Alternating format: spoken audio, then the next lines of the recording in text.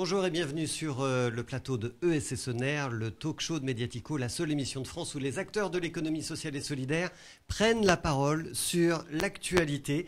C'est une semaine sur deux, c'est en direct sur les réseaux sociaux de Mediatico, sur YouTube en particulier, où vous pouvez vous abonner, où vous pouvez commenter. Et comme nous sommes à 2 jours du premier tour de l'élection présidentielle, eh bien on va parler politique aujourd'hui, bien sûr. Mais l'actualité cette semaine, c'est aussi le massacre de Boutcha en Ukraine et ses conséquences. C'est le rapport du GIEC et c'est le salon Go Entrepreneur où on a vu quelques entrepreneurs sociaux, vous verrez, on va en parler. Et on va discuter de tout ça avec nos 2 invités de la semaine. Cécile Leclerc, elle est directrice générale de l'Avise. C'est une association qui intervient depuis 20 ans pour développer l'économie sociale et solidaire et l'innovation sociale. Dites-nous, Cécile, combien de structures bénéficient de l'accompagnement de l'Avise ? Alors, à l'Avise, on est positionné au niveau national. Concrètement, on offre un centre de ressources, un portail en ligne avec des outils pour ces porteurs de projets. On a eu 673 000 visiteurs uniques en 2021, wow, avec une augmentation de 110% par rapport à 2020. Donc, on est assez heureux de cette envie d'entreprendre autrement de la part de nos internautes. Et après, on est un animateur d'acteurs de l'accompagnement qui sont présents sur les territoires, d'incubateurs, de dispositifs locaux d'accompagnement.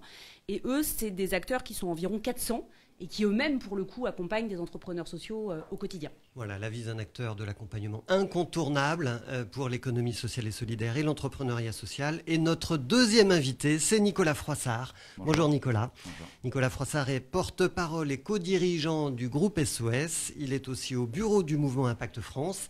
Et c'est j'adore le dire, c'est l'un des LinkedIn Top Voice 2020, donc très influent sur LinkedIn, c'est ça que ça veut dire, Nicolas. Et en fait, c'est la campagne Dénonce tes héros qui a boosté l'audience de Nicolas Froissart sur LinkedIn, on est d'accord ? On est d'accord. Pas mal aussi ce qu'on fait avec le groupe SOS, le mouvement Impact France au quotidien, mais c'est vrai que lors du premier confinement avec des amis, on s'est dit qu'il fallait aussi montrer tout ce que font les Françaises, les Français d'extraordinaire au quotidien. Évidemment, avec le premier confinement, c'était beaucoup les soignants, mais on s'est dit qu'il fallait essayer de trouver des initiatives qui fassent qu'on continue aussi après cette crise. Et donc voilà, Dénonce tes héros pour révéler les héros, les héroïnes du quotidien. Il y en a beaucoup, on en reparlera sans doute aujourd'hui. Il y en a beaucoup des héros et des héroïnes, mais il faut davantage les faire connaître. Ce que font peu les médias en général, malheureusement. À part Mediatico, bien sûr. Donc sur les réseaux sociaux, hashtag Dénonce tes héros, vous allez voir plein d'initiatives extraordinaires des Françaises, des Français et même à l'international, si je me souviens bien, vous en aviez parlé. Alors comment nos 2 invités qui connaissent par cœur l'économie sociale et solidaire voient-ils l'actualité économique, sociale, politique ? Quelle est leur propre actualité ? On voit ça tout de suite dans ESS On Air.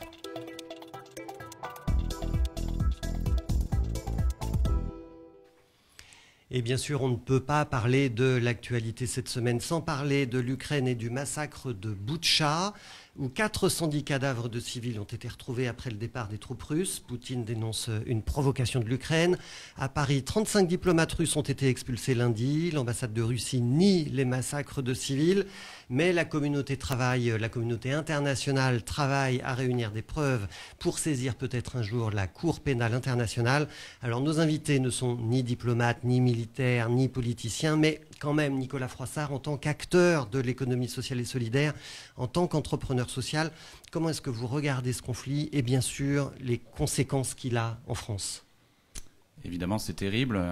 Des acteurs comme le groupe SOS et d'autres s'impliquent face à cette crise, mais comme on s'est impliqué face à la crise migratoire depuis des années maintenant, nous, on a accueilli des Syriens, des Afghans, donc je pense que c'est aussi important. Quand vous dites nous, c'est qui ? Le groupe SOS, mais beaucoup d'acteurs associatifs aujourd'hui qui répondent en lien avec les pouvoirs publics, l'État, les collectivités. Je pense qu'il y a une solidarité quand même qui est importante dans notre pays. Et qui, avec le drame ukrainien, est encore davantage visible. Mais c'est vrai que je pense que c'est important de rappeler aussi que la culture de l'accueil, même si elle n'est pas partagée par tous, malheureusement, elle est quand même très présente et qu'il y a des acteurs comme le groupe SOS qui est capable, là, récemment, d'ouvrir 2000 places pour, en quelques jours, accueillir 2000 réfugiés, beaucoup de familles. Beaucoup de mamans avec leurs enfants et voilà, et en quelques jours nos équipes comme celles d'autres acteurs associatifs arrivent à ouvrir des lieux dans des hôtels traditionnels, sur un bateau aussi à Marseille, un ferry qui a été mis à disposition. Donc voilà, il y a une vraie aussi capacité à réagir, à être créatif et à se débrouiller pour accueillir dans les meilleures conditions possibles ces personnes. Alors quand vous dites le groupe SOS, c'est une galaxie, le groupe SOS, d'entreprises sociales et d'associations. Vous pouvez dénoncer un petit peu vos héros là, du groupe SOS qui accueillent aujourd'hui ces migrants. Quelles sont les structures qui sont en première ligne sur ce front-là? C'est notre secteur solidarité, celui sur lequel s'est constitué le groupe SOS depuis 1984, c'est-à-dire des professionnels qui hébergent, accueillent, soignent des personnes en situation de précarité, des personnes vulnérables, des personnes en situation de handicap. Voilà, toutes les thématiques qu'on peut retrouver dans la lutte contre les exclusions, dans le fait de lutter contre les inégalités et dans la capacité aussi à accueillir dans l'urgence des personnes, que ce soit en France ou à l'international, puisqu'on a aussi des activités à l'international qui se développent beaucoup. Et vous, Cécile Leclerc, qu'est-ce qu'elle vous inspire à la Vise, cette guerre en Ukraine? Vers quoi porte votre réflexion? Alors, elle porte forcément vers beaucoup d'enjeux qui sont portés par l'économie sociale et solidaire, hein, dont bien sûr tout le secteur de la solidarité au premier plan. Mais peut-être pour compléter le propos, on parle beaucoup d'indépendance énergétique et de manière générale de relocalisation de la filière agricole, de l'énergie, des enjeux d'industrie avec cette crise en Ukraine. Et je pense que c'est très important de rappeler que l'économie sociale et solidaire, c'est vraiment une économie de la proximité. C'est l'économie qui permet de ne pas délocaliser, qui crée de la richesse sur les territoires, qui associe l'ensemble des parties prenantes. Et du coup, elle est une des solutions, la solution par rapport à ces enjeux d'indépendance. Notamment, par exemple, sur la question de l'indépendance énergétique, on voit bien qu'il faut développer les énergies renouvelables. Et on sait aujourd'hui que les projets qui sont portés par les citoyens, donc qui sont des projets d'ESS, les associations de citoyens qui choisissent à la fois d'investir dans les énergies renouvelables, mais même plus fortement de porter eux-mêmes des projets sur leur territoire, d'éoliennes, de panneaux solaires, etc. On sait, et c'est Énergie Partagée, une tête de réseau qui accompagne ces citoyens à monter ces projets. Énergie Partagée a montré que les retombées économiques des projets portés par les citoyens en matière d'énergie renouvelable étaient 2 fois supérieures à tout projet d'énergie renouvelable d'habitude. Et donc on voit bien pourquoi, parce qu'au-delà de l'investissement et du retour sur investissement qui peut créer de la richesse, il y a aussi du coup des emplois créés par ces porteurs de projets sur le territoire. Et ça, c'est de la richesse économique. Et donc, je pense qu'il est très important de dire aujourd'hui que l'ESS a innové socialement sur ces questions-là et porte vraiment des solutions qu'il faut absolument encourager et développer. Et ça, chez les entrepreneurs que vous rencontrez, que vous accompagnez, vous sentez que c'est une vague de fond ou c'est quelque chose qui avance lentement? Comment vous le ressentez? À l'échelle des entrepreneurs qu'on peut accompagner, on a par exemple accompagné Énergie Partagée dans le cadre d'un programme à l'essaimage du coup de son innovation sur les autres territoires. C'est bien sûr un mouvement qui prend de l'ampleur. À l'échelle globalement de notre consommation énergétique, je ne dirais pas ça de cette manière-là, malheureusement. Il y a encore beaucoup de travail à faire. Il y a du travail à faire et ce sont les enjeux de société et de la France de demain, voilà qui nous mène tout droit à l'actualité de l'élection présidentielle.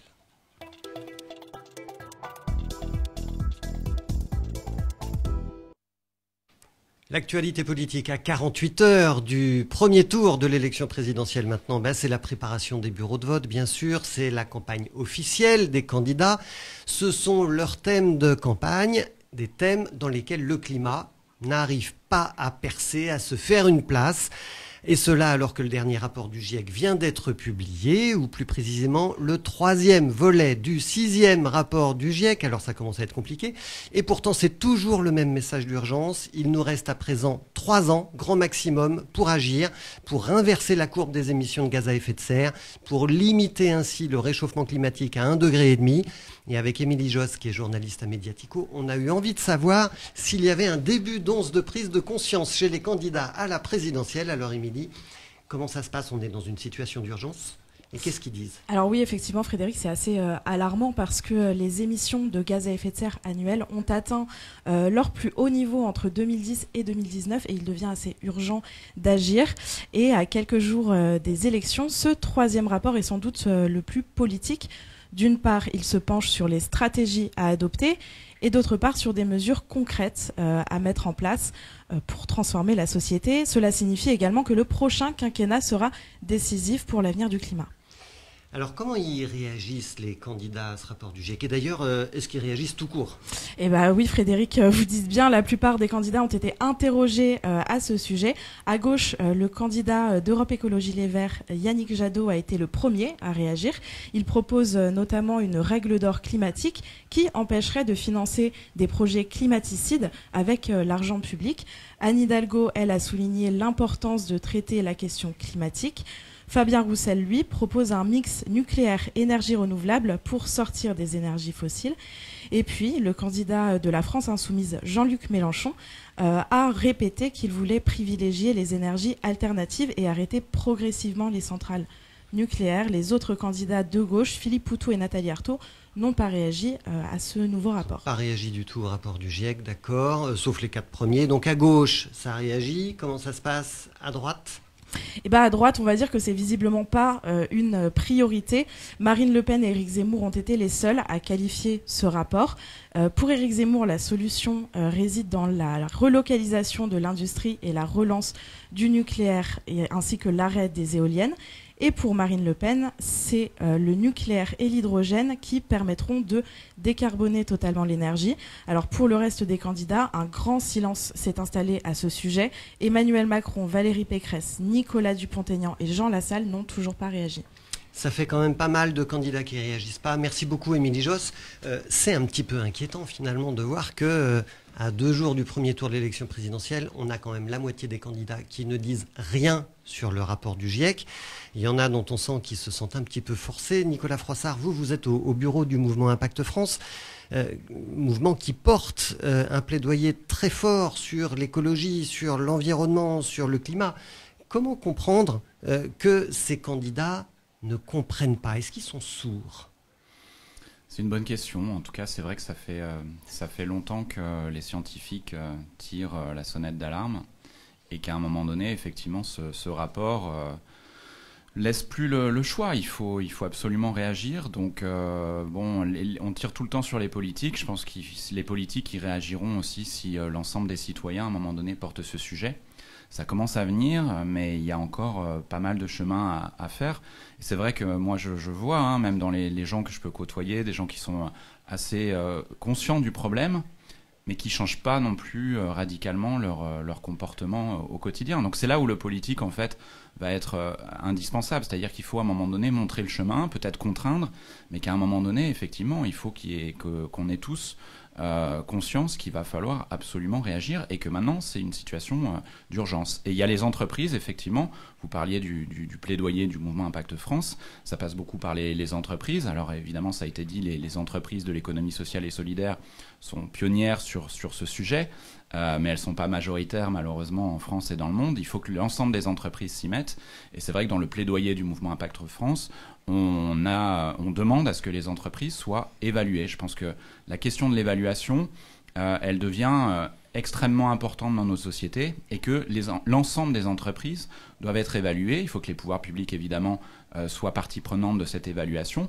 Impact environnemental, impact social, on voit bien que les deux sont liés aujourd'hui, mais la question de la gouvernance, la question de la répartition de la richesse qui est aussi centrale aujourd'hui, il faut absolument que les citoyens, les consommateurs, puissent savoir si une entreprise auquel ils font appel est vertueuse ou au contraire si elle a un impact négatif sur la société. Et alors comment on fait pour le savoir ? Eh ben, il y a des outils d'évaluation qui existent. Alors, initialement, beaucoup sur la question financière, mais depuis un petit moment maintenant, il y a aussi des outils d'évaluation extra-financière, comme on dit. Il faut en débattre, il faut aboutir à un outil d'évaluation qui soit validé par les pouvoirs publics. C'est ce que vous appelez au mouvement des entrepreneurs sociaux l'impact score. Oui, l'impact score. L'impact score, c'est fait aussi pour faire évoluer les choses. Après, est-ce que ce sera l'impact score ? Est-ce que ce sera un mélange d'impact score et d'autres choses ? Est-ce que ce sera autre chose ? Finalement, la question, elle n'est pas vraiment là. La question, elle est, il faut un index qui permette d'évaluer l'ensemble des entreprises et qu'il y ait des conséquences, parce qu'il ne suffit pas d'évaluer. À un moment donné, il faut aussi que fiscalement, en termes d'accès au marché public, en termes de TVA, pourquoi pas, tout ça doit être mis sur la table, mais qu'à un moment donné, quand on fait n'importe quoi d'un point de vue social et environnemental, que ça ait des conséquences économiques. C'est vital aujourd'hui. Cécile Leclerc, c'est quand même incroyable, ce silence des candidats à l'élection présidentielle sur le rapport du GIEC, sur le climat, sur l'urgence qui est devant nous. Oui, c'est incroyable. Vous avez dit un peu inquiétant tout à l'heure, c'est même très, très, très inquiétant dans les faits. Et on voit bien que c'est le premier rapport du GIEC qui insiste sur la sobriété. C'est-à-dire qu'il est moins dans on va trouver des solutions technologiques, etc., qui insistent vraiment beaucoup sur la sobriété. Et là aussi, on le disait, il faut que les consommateurs, du coup, changent leur mode de consommation. Et l'économie sociale et solidaire, elle est l'économie du réemploi. Donc elle est celle quand même qui développe beaucoup d'initiatives pour justement arrêter de consommer de la matière première, mais bien réemployer celle déjà utilisée. Et il y a des articulations très fortes à créer entre ces innovations sociales et bien sûr la puissance publique. On parlait de sa capacité à réglementer, entre guillemets, l'évaluation de l'impact. On peut aussi parler de sa capacité à développer les filières REP, par exemple, donc responsabilité élargie du producteur.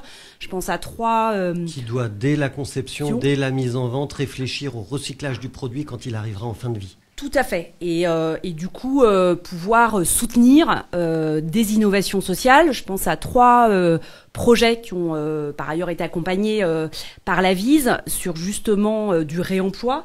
La recyclerie sportive qui, du coup, recycle tous les outils, le matériel sportif, plutôt que de le jeter à chaque fois. Et qu'on salue parce qu'on les connaît bien. Voilà. On peut parler de Rejouer, que vous connaissez bien sûr aussi, du coup, qui récupère les jouets, les répare et on fait de l'upcycling, en fait, pour du coup pouvoir réutiliser les jouets après. Je pense aussi à Happy Up, qui s'est développé sur la filière de l'ameublement, réutilisation des bois de l'industrie pour créer de l'ameublement, et qui, depuis 2 ans, travaille sur une filière cuir. Aujourd'hui, 95% du cuir qui n'est pas utilisé des rebuts dans l'industrie est incinéré. Alors qu'il y a bien sûr des filières à développer sur cette question-là. Et là, on voit qu'on pourra être sobre et donc développer ces activités de réemploi qui, encore une fois, sont vraiment au cœur d'une grande partie de l'ESS et qu'elle sait faire s'il y a des politiques publiques qui, bien sûr, les favorisent beaucoup plus. Vous pensez que toutes ces actions vont servir à quelque chose? Vous êtes optimiste malgré le cri d'alarme du GIEC, des scientifiques? 3 ans. Ah, le cri d'alarme dit 3 ans. Donc, c'est super court, 3 voilà. ans. C'est aussi pour ça que dans les 48 dernières heures, quelques quand même acteurs ont un peu plus parlé du climat que je crois qu'on avait évalué à 3%, enfin moins de 5% en tout cas, le temps passé pendant la campagne présidentielle à parler du climat. C'est 48 heures, on en a un peu plus parlé parce qu'en effet, un mandat présidentiel c'est 5 ans et il nous reste 3 ans. Donc du coup, on a tous intérêt à se concentrer dans les programmes sur cet aspect de transition écologique. Nicolas Frossard, vous êtes optimiste ou dans 3 ans c'est la catastrophe? Tout s'arrête pas dans 3 ans. Il faut effectivement stabiliser, ce qui est déjà un enjeu énorme, stabiliser les émissions de gaz à effet de serre dans les 3 ans. C'est effectivement un défi colossal. Et moi je suis optimiste parce que je vois dans la société civile effectivement des initiatives qui sont extrêmement positives. Moi je fais partie d'une initiative qui s'appelle la Convention des entreprises pour le climat. C'est 300 dirigeants qui ont décidé de travailler ensemble pour pas faire de la RSE à la papa. C'est une expression qui a été utilisée par un des membres de la Convention et qu'on aime bien reprendre, mais pour changer fondamentalement l'activité de l'entreprise. Alors pour le groupe SOS, nous on le fait depuis longtemps et ça passe par effectivement une réflexion sur les transports, sur l'énergie, sur la construction de bâtiments qui sont pour nous les sujets qui peuvent impacter l'environnement. Il y a des entreprises pour lesquelles c'est évidemment beaucoup plus compliqué et ça demande de changer complètement finalement le modèle. Et ce qui moi me rassure, c'est qu'il y a des dirigeants pour qui c'est pas facile parce que changer radicalement l'activité de son entreprise pour qu'elle ait un impact neutre, voire positif sur l'environnement, c'est un travail énorme. Mais ce que je vois, c'est que ces gens-là qui, franchement, se triturent le cerveau, c'est pas évident, mais et on y reviendra sans doute aussi au cours du moment qu'on passe ensemble, c'est des gens qui, malgré la difficulté de l'enjeu, ont le sourire, prennent aussi du plaisir dans le fait de se dire qu'ils vont être utiles aussi à la société. Et ça, je pense que c'est quelque chose qu'il faut notamment les acteurs de l'économie sociale et solidaire, qu'on réussisse, qu'on croise tous les jours et on voit à quel point ils ont la patate, alors qu'ils sont sur des sujets, on l'a dit déjà tout à l'heure, qui sont complexes, mais c'est des gens qui sont bien dans leur basket. Et je pense que c'est ça. Il y a une révolution culturelle à mener pour que les gens ne se disent pas « il faut changer, c'est dur ». peut-être que c'est dur, mais en même temps, quand tu es acteur de ta vie, quand tu es acteur au profit de la société, de l'intérêt général du collectif, ça va beaucoup mieux dans sa tête aussi. Merci Nicolas pour ce message super optimiste.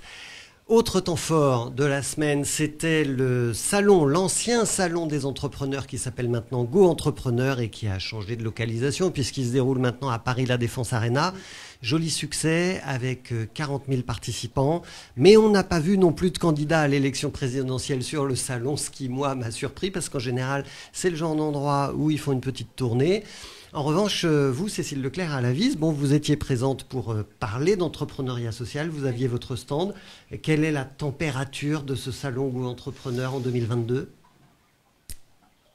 Alors, c'est un salon, on participe à ce salon depuis plus de 12 ans, donc on le connaît bien. Et on anime une grande conférence sur l'entrepreneuriat social qui réunit plus de 700 personnes. La salle est comble depuis très longtemps. J'ai trouvé cette année que justement il n'était pas très orienté, contrairement aux années précédentes, sur l'impact social et environnemental. C'est-à-dire qu'en gros, il y avait notre conférence et il n'y en avait pas beaucoup d'autres sur ces sujets-là. Et l'esprit même du salon, entre guillemets, vous l'avez dit, les candidats ne sont pas passés, était vraiment très très orienté business, on va dire comme ça. Vous diriez qu'il y a eu un momentum entrepreneuriat social il y a 2-3 ans et que là ça retombe ? Je ne le pense pas. Je pense que là, c'est une conjonction de sujets, de contexte, etc. Mais ce qui est sûr, c'est qu'il y a quand même un enjeu très fort, je pense, en France, à faire évoluer notre culture managériale et à s'assurer du coup qu'on est dans une culture managériale, entrepreneuriale, du coup à placer le collectif. L'affiche du salon, c'est une personne seule, par exemple, un champion tout seul. Voilà, on aurait pu mettre derrière l'entrepreneur un collectif de personnes. On sait très bien, d'ailleurs, dans l'économie conventionnelle, comme encore plus bien sûr dans l'entrepreneuriat social, que l'entrepreneuriat, c'est avant tout des aventures collectives, c'est des aventures de coopération, et du coup, c'était peu présent à l'échelle de ce salon. Donc pour changer cette culture entrepreneuriale, ce qui est sûr, c'est qu'il faut aussi dire qu'on peut entreprendre autrement et dire qu'il y a des incubateurs partout en France qui peuvent accompagner les porteurs de projets. Donc nous, on est présents sur ce salon aussi pour dire à tous les porteurs de projets qui ont envie d'avoir, parce que je pense que l'envie, et je suis d'accord avec Nicolas Froissart, chez chacun d'entre nous, elle est présente, d'avoir de l'impact social et environnemental. Mais je pense qu'aujourd'hui, il faut leur dire qu'ils ne sont pas seuls et qu'il y a tout un écosystème, notamment d'incubateurs, présents sur le territoire qui peut les accompagner. C'est l'objet d'ailleurs d'une de nos actualités, puisqu'on lance la tournée des territoires entreprenants. On a publié vendredi dernier un livre blanc sur les incubateurs et pourquoi il faut soutenir ces incubateurs spécifiques qui sont dédiés à l'entrepreneuriat social et à l'innovation sociale. Vous aviez lancé l'an dernier ou il y a 2 ans un livre blanc sur l'entrepreneuriat social, oui. Et là c'est un livre blanc pour les incubateurs. Pour les incubateurs. Parce que vous les soutenez, ces incubateurs, c'est ça en fait, vous êtes là aussi. Nous on les anime, on les soutient, on anime une communauté Émergence Accélération qui réunit plus de 110 organisations incubateurs, qui portent 180 dispositifs d'accompagnement, mais ils ont besoin d'être encore plus soutenus, notamment par les collectivités territoriales, sur les territoires, par les entreprises qui souhaitent du coup s'appuyer sur des innovations sociales portées par ces entrepreneurs sociaux. Et donc on a besoin de dire partout dans les territoires qu'il faut absolument mieux les soutenir. Et alors, au salon Go Entrepreneur, sur votre stand, vous accueillez des entrepreneurs sociaux parce que vous voulez être témoin de leurs actions, vous voulez montrer ce qui se fait sur les territoires. Quelles sont les tendances là que vous avez mises en avant cette année ? Alors, on n'accueille pas des entrepreneurs sociaux. C'est un des rares moments où on accueille surtout du grand public qui, en fait, a envie d'entreprendre, a souvent envie d'avoir un impact social environnemental, mais qui ne sait absolument pas ce que c'est que l'entrepreneuriat social, qui ne sait pas que ça existe. Et du coup, on passe beaucoup de temps à expliquer qu'il y a en effet un autre mode d'entreprendre, mais qui implique, pour vraiment faire partie de l'économie sociale et solidaire, qui implique d'avoir aussi un souhait de partager le pouvoir et de partager la richesse. Et ça, c'est intéressant parce que c'est pas forcément si évident pour un entrepreneur de se dire et de se rendre compte que pour réussir et pour avoir un impact social et environnemental, il a intérêt à mobiliser l'ensemble de ses parties prenantes, il a intérêt à les intégrer dans sa gouvernance de manière à pouvoir faire des choix et prendre des décisions qui auront le maximum maximum d'impact. Donc on travaille beaucoup sur ces dimensions-là. Et vous ne mettez pas en avant des entrepreneurs sociaux qui ont déjà fait quelque chose? Parce que j'avais vu ça bien sûr. À l'ancien salon des entrepreneurs. On invite beaucoup d'entrepreneurs sociaux. Hier, on était avec Julien Mas, le fondateur d'Ygraine, par exemple, qui travaille sur les enjeux d'éducation populaire au développement durable. On était aussi avec Pauline Roland, qui est une des cofondatrices des petites cantines à Paris. Donc bien sûr, on accueille beaucoup d'entrepreneurs sociaux. À l'issue de cette conférence, alors ils n'étaient pas très nombreux, mais il y a plusieurs personnes qui sont passées sur notre stand pour nous dire que c'était la conférence la mieux qu'ils avaient pu écouter de tout le salon. Et c'est là, voilà. C'était la meilleure conférence. Non, mais là, c'est là où je me suis dit, bon, il faut absolument Go Entrepreneur mettre plus en avant l'entrepreneuriat collectif, l'entrepreneuriat à impact. C'est pas possible qu'on en parle aussi peu sur ce salon. Sauf que vous n'y pouvez rien. C'est un salon qui est piloté par les Échos. Et donc, en fait, vous n'avez pas je leur ai dit hier, à minima, leur dire qu'en effet, il me semblait qu'il y avait des dimensions à renforcer, notamment pour être en accord avec les appétences et les aspirations des jeunes aujourd'hui qui souhaitent entreprendre. Hein. Alors, beaucoup de jeunes souhaitent entreprendre aujourd'hui, en particulier dans l'entrepreneuriat social. On sort d'un mandat d'Emmanuel Macron qui a mis en avant un certain nombre de capacités à développer l'entrepreneuriat social au travers de financement, au travers d'évolution des mentalités. Quel bilan vous faites, vous, Cécile Leclerc, du mandat d'Emmanuel Macron sur cette thématique-là ? Alors nous, l'Avise, on est je vous l'ai dit, une agence d'ingénierie qui opérons dans le cadre en fait de politique publique. Donc j'ai un certain comme devoir de réserve dans la mesure où nous justement on bénéficie. Vous voulez pas vous fâcher avec votre financeur? Non, mais en tout cas, j'aurais bien aimé dans le cadre de ces 5 dernières années, sans parler forcément du bilan du mandat d'Emmanuel Macron, parler de ce qui a pu avancer dans d'autres dimensions et notamment au niveau des territoires et au niveau de l'Europe. Ce qui est sûr, c'est qu'au niveau des territoires, ces 5 dernières années, c'est une tendance de fond, hein, on a pu voir que justement il y a tout un écosystème en faveur de l'innovation sociale, de l'entrepreneuriat social qui s'est structuré avec des collectivités territoriales qui s'impliquent de plus en plus dans leur politique publique sur l'économie sociale et solidaire, notamment dans les territoires fragiles, dans les ruralités. On voit bien que les collectivités locales, les acteurs du développement local ont compris quand on cherche à implanter des commerces dans des centres-bourgs qui sont abandonnés, quand on cherche à recréer des activités de lien social, quand on cherche, on le disait tout à l'heure, à faire de la transition énergétique, en fait, ils se sont aperçus que ou à faire des circuits courts alimentaires en implantant de nouveaux agriculteurs en bio, on s'aperçoit qu'en fait, l'ESS, elle apporte énormément de solutions. Et ça s'est beaucoup développé ces 5 dernières années. C'est des coopérations entre ces différents acteurs pour mieux implanter de l'activité économique qui a un impact social et environnemental. Et comme elle est non lucrative ou à lucrativité limitée, elle peut s'implanter. Un commerce, un café associatif, une épicerie en format SIC peut s'implanter dans un centre-bourg dans la ruralité parce que elle ne cherche pas à être lucrative avant tout, elle cherche à produire du lien social, elle cherche à remettre en place de l'activité. Et donc ça, c'est très positif. On a réussi à faire que dans l'agenda rural français, l'ESS soit mentionné. C'était pas du tout gagné au départ. On est un certain nombre d'acteurs à avoir fait beaucoup de plaidoyer sur ces enjeux-là. Et pour nous, c'est absolument essentiel qu'on voit l'ESS comme une vraie solution sur ces enjeux ruraux. Et sans être trop longue, au niveau européen, il y a eu, alors sans parler de la feuille de route qui a été annoncée sur les enjeux d'une politique publique de l'économie sociale, il y a eu aussi un appel à projet, par exemple, pour qu'il y ait un centre européen de compétences sur l'innovation sociale, avec dans chaque État un centre national de compétences sur l'innovation sociale. C'est l'Avise qui est pour la France ce centre de compétences nationales sur l'innovation sociale.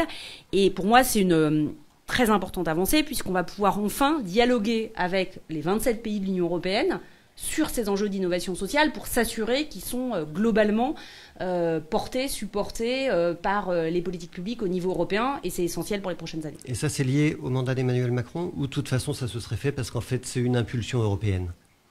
J'ai fait exprès de prendre 2 échelons territoriaux et européens qui sont pas directement liés au mandat, mais bien sûr que de manière générale, de toute façon, il y a quand même eu des choses, heureusement, de fait. On aurait pu attendre encore plus, sans doute, du mandat d'Emmanuel Macron. Encore une fois, on le disait tout à l'heure avec le rapport du GIEC, il y a une urgence à faire beaucoup plus d'impact social et environnemental. Donc, quoi qu'il arrive, ce sera jamais satisfaisant aujourd'hui, en fin de mandat. Et vous, Nicolas Frossard, qu'est-ce que vous retenez du mandat d'Emmanuel Macron? Comment, quel bilan vous en faites? Je parlais de révolution culturelle tout à l'heure. Je pense qu'au moins il y a un début de révolution culturelle. C'est que le début, hein, mais avec la loi Pacte et le fait que les entreprises classiques puissent avoir une mission qui n'est pas que de faire du profit. Je crois que c'est quand même quelque chose qu'il faut noter, puisque les entreprises classiques, jusque-là, n'avaient comme objectif que de faire du profit. Ça ne veut pas dire que ça change fondamentalement les choses, mais je trouve que symboliquement, quand même, c'est intéressant, parce que c'est vers ça qu'il faut aller. Et si on veut justement arrêter la RSE à la papa, et je trouve que ce qui a été décrit sur le salon des entrepreneurs, Go Entrepreneurs, est assez révélateur. Quand est-ce que ça va s'arrêter? Quand est-ce qu'à un moment donné, on va arrêter de faire par exemple des événements qui parlent d'entreprise, d'entrepreneuriat, et de donner une conférence à la vis, parce que la vis c'est cool, que évidemment il y a plein de gens qui vont être intéressés par. C'est plus possible, il peut pas y avoir ce type de cloison. Donc et c'est pour ça qu'il faut à un moment donné, oui, décloisonner et faire en sorte que l'ensemble des entreprises soient poussées vers plus de responsabilité. Et ça me paraît fondamental pour le prochain mandat. Il faut aller au-delà. Il faut que les entreprises les plus vertueuses, donc on peut appeler les entreprises à impact, par exemple, bénéficient d'un statut, et que ça corresponde effectivement à peut-être des marchés publics en priorité, des aides publiques, je le disais tout à l'heure, une fiscalité peut-être particulière. Mais au-delà de ça, encore une fois, il faut que l'ensemble des entreprises puissent être évaluées, qu'on ait, je sais pas moi, une espèce de Nutri-Score pour les entreprises, qu'on sache, quand on fait appel à une entreprise, si elle détruit la planète, ou si au contraire elle a un impact positif pour l'environnement et pour l'humain quand même, puisque encore une fois les deux sont liés. On sait, c'est du bon sens, de toute façon ça viendra, c'est évident. La question c'est quand. Une entreprise, un jour, elle sera jugée par la collectivité sur la façon dont elle se comporte, et ça aura évidemment des conséquences économiques. Ça commence déjà à l'avoir, c'est-à-dire qu'aujourd'hui, pour attirer des talents, et même pour garder ses consommateurs, il vaut mieux quand même ne pas faire n'importe quoi. C'est lent, mais on voit bien qu'il y a quand même une conscience des citoyens, des consommateurs et des salariés. Comment j'attire des talents, et notamment les jeunes talents, ça a été dit. Les jeunes, ils veulent plus aller travailler dans une entreprise qui ne correspond pas à leurs valeurs. Ils cherchent du sens dans leur travail, bien sûr. Bien sûr. Donc les jeunes et les moins jeunes, on le voit bien. Enfin, c'est pas tout le monde, mais il y a quand même une crise de sens qui traverse l'ensemble de la population. Alors Nicolas Frossard, on a parlé cette semaine sur Mediatico d'un décret qui nous a surpris parce qu'il arrive tout à la fin du mandat d'Emmanuel Macron. Un décret qui dit que le renouvellement des parcours emploi compétences, qui sont des contrats aidés dans le secteur associatif, ne vont pas se renouveler de la même façon qu'avant. La prise en charge financière est réduite à 45% au lieu de 60%. La durée totale de ces contrats est aussi fortement diminuée parce qu'elle sera maximum de 16 mois. Et en réalité, ça va mettre pas mal d'associations dans les difficultés financières. Vous, au groupe SOS, vous avez beaucoup d'associations. Il y en a un certain nombre, probablement, qui ont recours au parcours emploi-compétences. Comment est-ce que vous comprenez cette décision du gouvernement et du décret de février qui dit on restreint encore les financements à l'emploi associatif? C'est un peu tôt pour vous répondre. En tout cas, c'est évident que on parlait des points positifs. En tout cas, c'est clair que sur ce mandat, on a senti la volonté de tourner les politiques publiques vers l'emploi, et notamment l'emploi des jeunes. Et nous, c'est vrai qu'on s'est beaucoup saisi de ces outils. Alors, il y a deux choses. C'est-à-dire que l'emploi, c'est super. Et effectivement, on a beaucoup travaillé sur ce type de dispositif, sur l'apprentissage.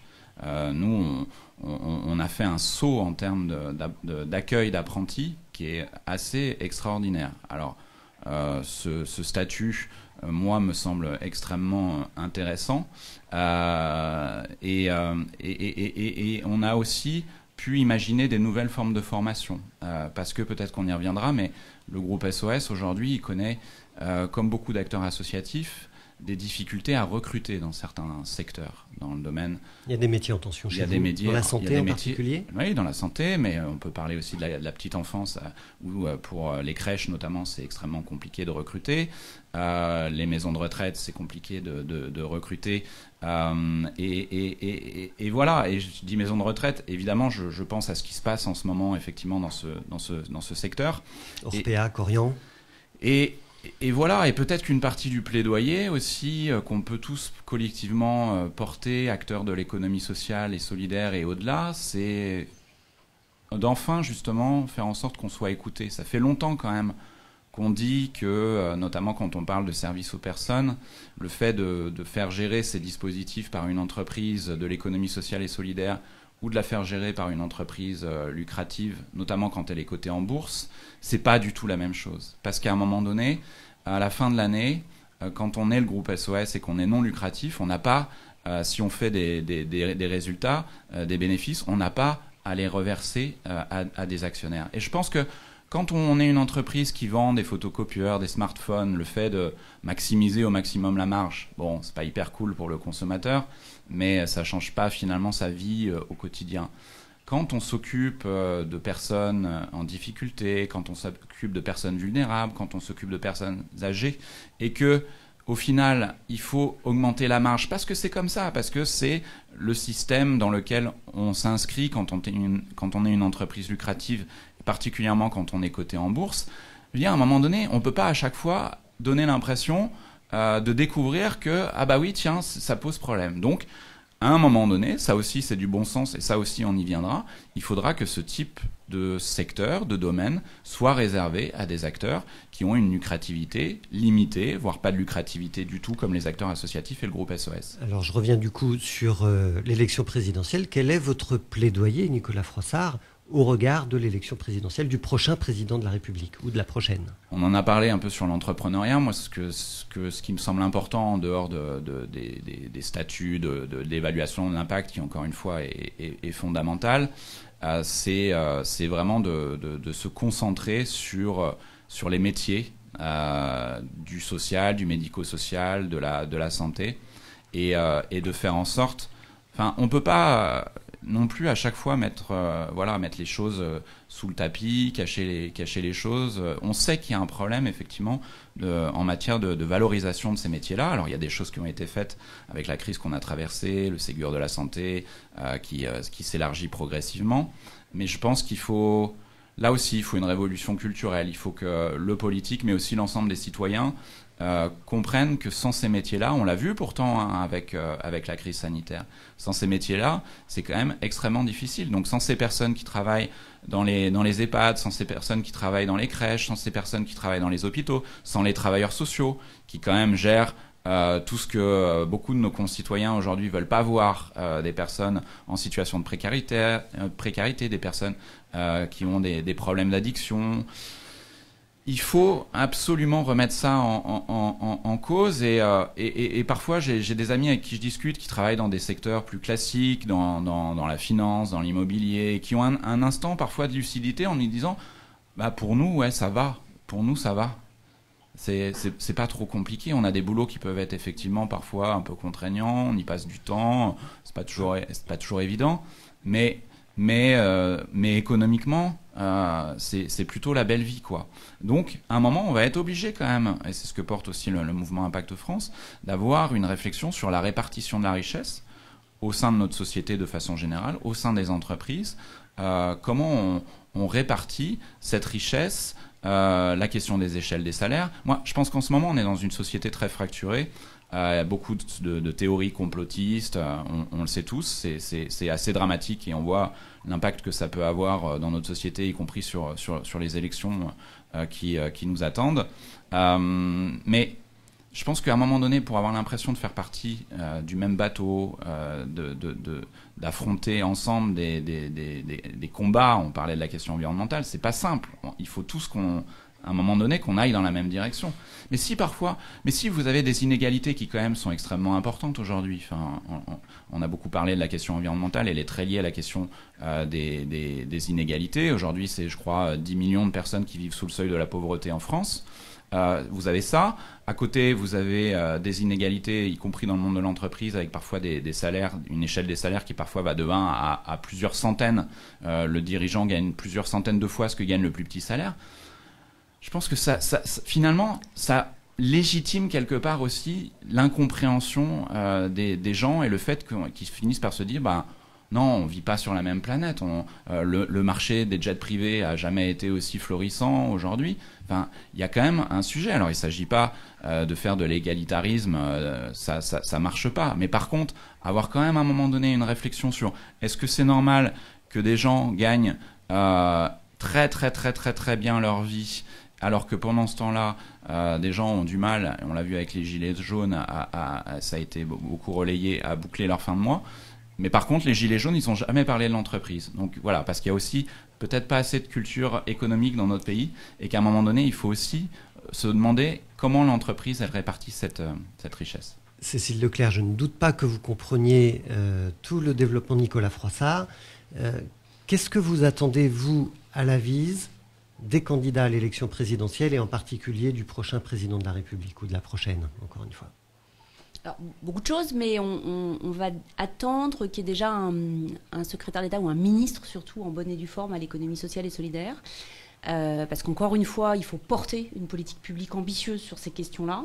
Il faut du coup aussi qu'il ait une administration suffisante. Aujourd'hui, il faut vraiment avoir en tête que c'est vraiment une toute petite équipe du côté de l'État, et donc c'est difficile de porter des politiques ambitieuses avec une équipe aussi restreinte. Et il faut aussi qu'il ait un positionnement dans le gouvernement qui lui permette réellement une interministérialité. Parce qu'on l'a dit, l'ESS, c'est pas un secteur d'activité, c'est vraiment un mode d'entreprendre sur l'ensemble des champs, et du coup, on a absolument besoin que cette interministérialité, elle fonctionne mieux au sein du gouvernement. Ce sera le seul moyen de porter des politiques publiques sectorielles ambitieuses qui mettent l'impact social et environnemental, qui mettent les enjeux, on l'a dit, de partage de la richesse et de partage du pouvoir au cœur des politiques publiques, et donc du soutien aux entreprises dans ce cadre. Et donc, il nous faut un ministre de l'économie sociale et solidaire à Bercy. Il nous faut un ministre de l'économie sociale et solidaire à Bercy. Parce que c'est là que ça se joue. Parce que c'est là que ça se joue, avec un rattachement Premier ministre qui lui permette d'avoir du pouvoir en matière d'interministérialité. Allez, on passe tout de suite à l'actualité de nos invités, l'actualité des acteurs de l'ESS.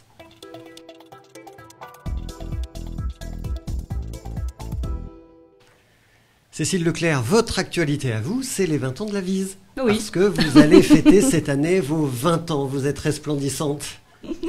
On a 20 ans. Alors, en fait, c'est plutôt une mauvaise nouvelle. Parce que quand l'Avise a été créée il y a 20 ans, elle a été créée, moi j'y étais pas, j'y suis depuis 10 ans, mais elle a été créée avec des statuts qui indiquaient très clairement qu'au bout de 10 ans, l'Avise disparaissait. Pourquoi ?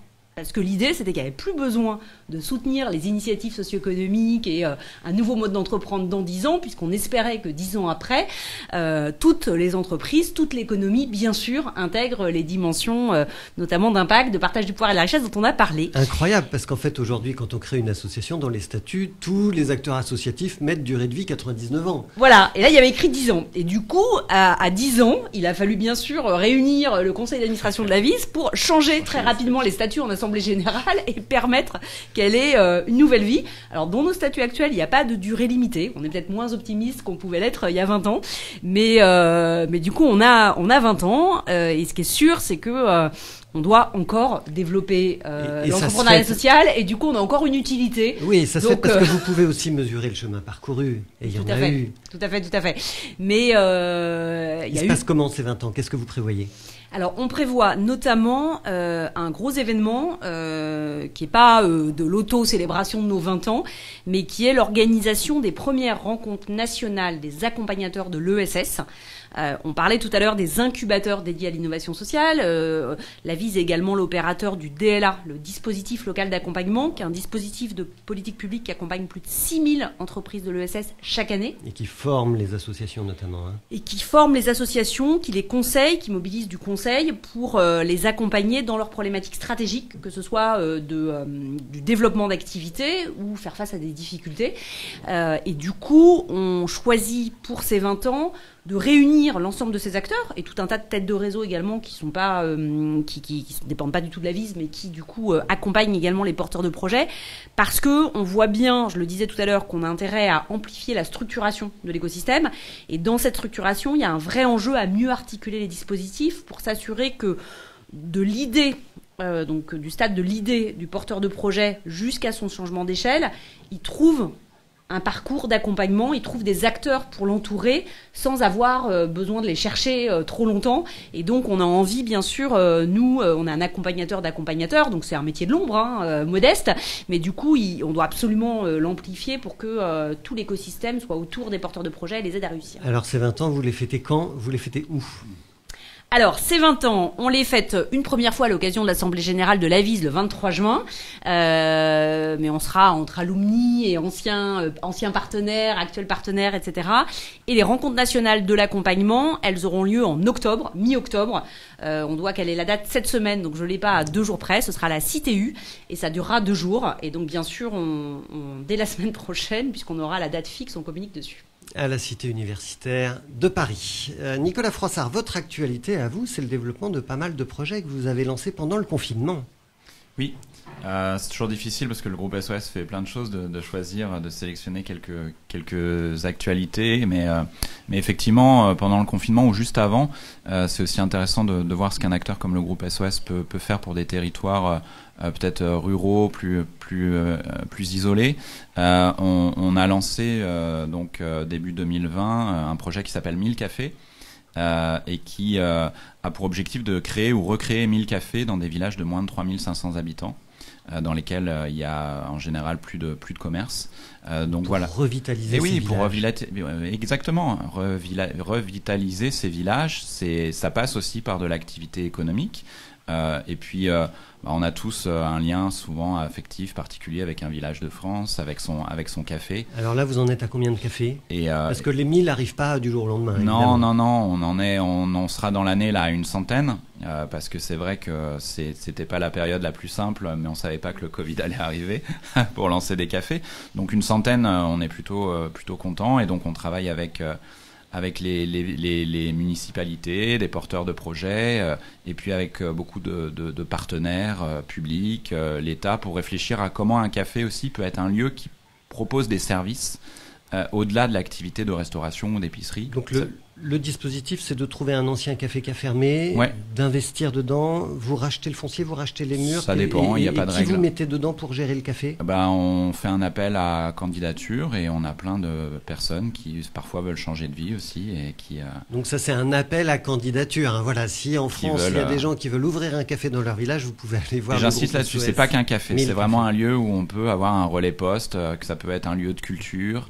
Voilà, il y a plein de choses à imaginer. Et après, c'est vraiment à la carte, justement, en fonction du territoire.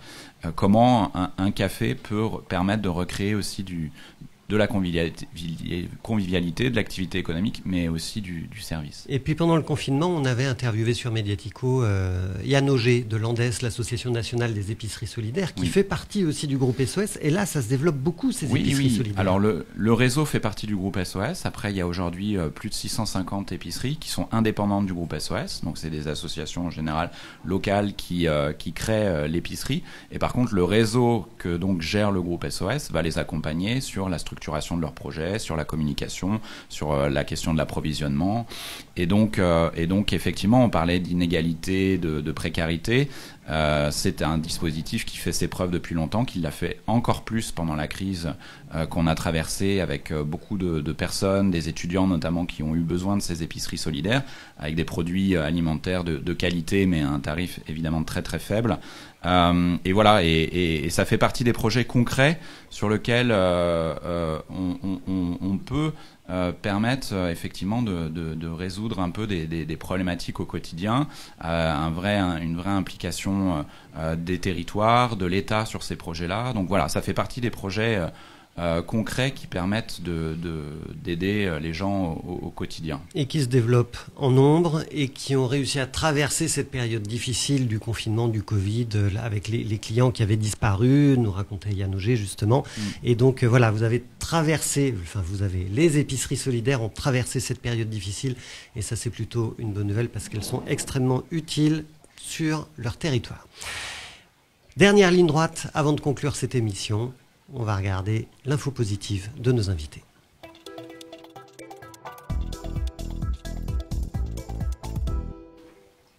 Voilà, pour terminer cette édition de ESSonaire, 2 minutes chacun pour nos invités pour partager une information positive. Nicolas Froissart, votre info positive de la semaine, c'est quoi ?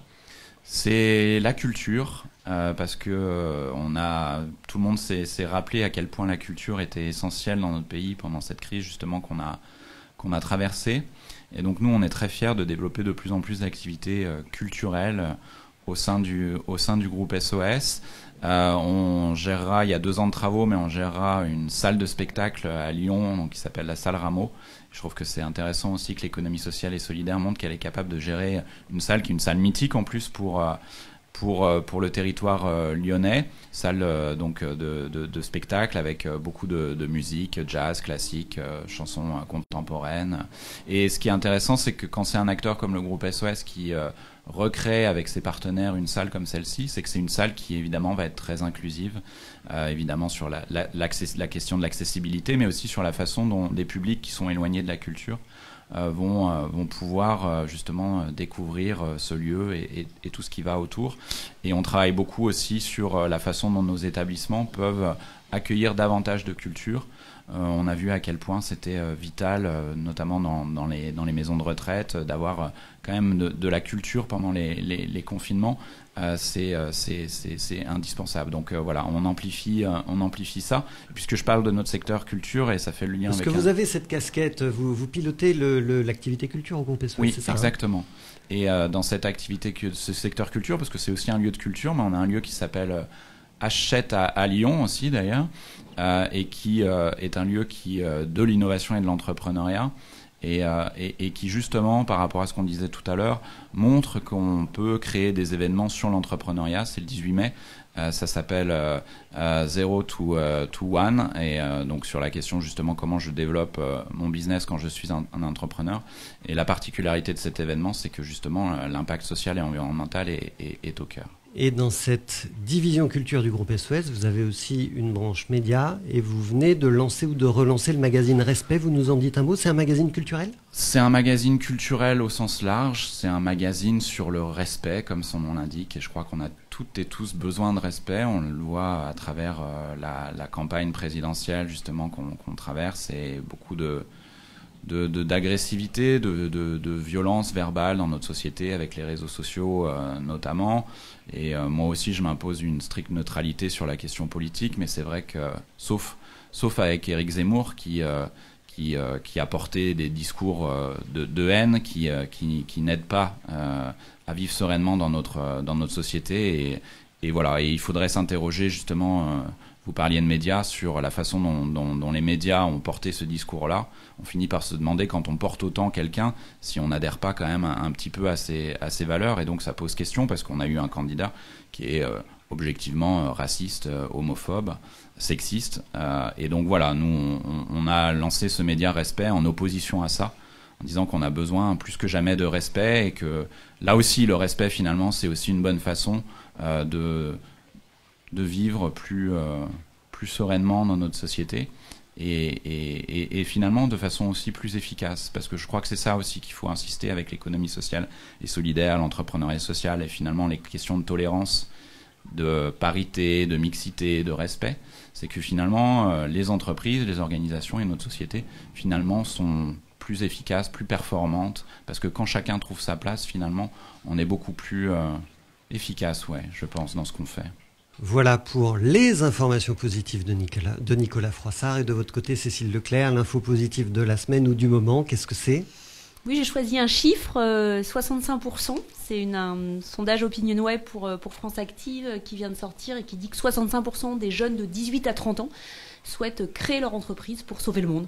Donc c'est une belle info positive. Super info positive. Merci Cécile Leclerc, merci Nicolas Froissart, merci à tous beaucoup. les deux d'être venus Merci. dans ESS On Air. C'est la fin de cette édition. Merci à vous de l'avoir suivi également. Si ça vous a plu, eh ben dites-le en commentaire sur nos réseaux sociaux. Vous pouvez aussi vous abonner à la newsletter de mediatico.fr pour suivre toute l'actualité de l'économie sociale et solidaire, de l'entrepreneuriat social, de l'économie à impact en général. Prochain rendez-vous dans 15 jours, ce sera juste après le deuxième tour de l'élection présidentielle. Donc on connaîtra le nom du prochain président de la République. Et pour en parler, nous recevrons Jérôme Sadier, qui est le président d'ESS France, et Chloé Ridel, qui est directrice adjointe de l'Institut Rousseau. Très belle affiche. On discutera ensemble de démocratie, d'engagement associatif, de militantisme, d'écologie, de valeurs républicaines. Donc rendez-vous le mercredi 27 avril à 10h en live sur YouTube. D'ici là, restez positifs et solidaires.